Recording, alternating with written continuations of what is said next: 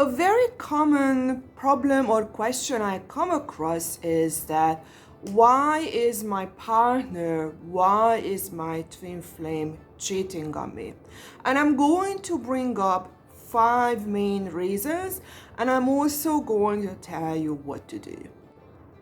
So the very first reason is going to be simple basically, is that your partner is entitled, your partner is selfish. They have a rule in their own mind that they deserve it. It's their that's their right. You can hear it from guys that, oh, because guys have the more needs and whatever, because that's how it's in nature. Or maybe the person says, oh, because I'm hot and I could get this many, or because whatever. There is some sort of a reason that is more of a rule, and there is no empathy in the communication. They don't see your way of seeing things. It's just like, yeah, because of this, and you should be happy with that. And as you could hear, there is no consideration of what the other person would want in a relationship. So you can imagine a little child who is unable to understand what the parent wants and just cries, I want my ice cream, I want my candy, and just goes into a tantrum. But in this time, this little child is an adult and can take the ice cream and take the candy, which in this case is actually other people. The second one is going to be very, very common, and it's actually out of fear. So these type of people are very, very jealous. They have this delusion, oh my God, my partner is going to cheat on me, or maybe my partner is cheating on me. So they do it in a way that I'm going to cheat before she or he is going to cheat on me, or I'm cheating because I know my partner is cheating as well. So they want to become even with the partner this way. And this type of a person has no good communication because they don't try to resolve their fears or their own issues with the partner, that, look, this is how I feel, this is what I believe, what to do. And instead of resolving the problem or leaving the partner, they go into these plays. The third one is going to be a little bit similar to the second one, and it's going to be passive aggression. So in this case, the trigger can be anything. So your partner, or not your partner, so the person didn't do something or did something that the cheater didn't like, and as a punishment, they punish the person behind their back this way. This is how they want to get even. So in the second version, it was against like, maybe I am cheated on, and that's why they wanted to get even.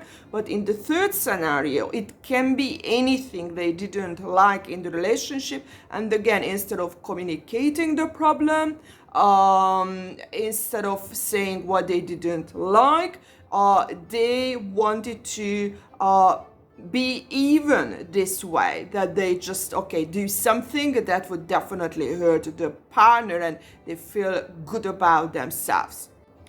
The fourth one is going to be very common as well, is that they become bored with the partner. And look, it can be, everyone is different, but it can be after a few years. But for some people, they get bored after a few weeks, that as soon as they have the partner, they don't feel happy. But it's an unhealthy person who doesn't go into depth. So the people who are very, very surface level people, and they always need new things, they are the ones who are more likely to do this because they need a new partner, they need a new car, they need new clothes all the time. It has to be always new. And as soon as they have that new thing, 1 or 2 days. When they buy something, they are not interested in it. They need something new again, because there is no internal depth, there is no deep connection. And that's exactly the same when it comes to relationships as well, that they are unable to connect with their deeper parts, so they are unable to connect with the partner on a deeper level. And you have to understand that you cannot change any of these people. So any of the 4 types, like if they don't feel that there is something wrong with them, they are not going to do anything. They are going to keep continuing the way they are. Even if you point it out, it's more likely that nothing is going to happen compared to that something is going to happen.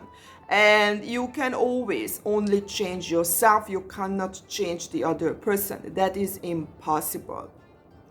And the last one, the 5th one, is going to be very different. It's going to be emotional, and it's going to be most common in long-term relationships, when there is loneliness in a relationship, or lots of bickering, and the person doesn't feel that he or she is loved. And instead of again trying to resolve the problem, or maybe the partner refuses to resolve the problem, but the original person doesn't move away, the person ends up just cheating, having affairs behind the other person's back to get that emotional support.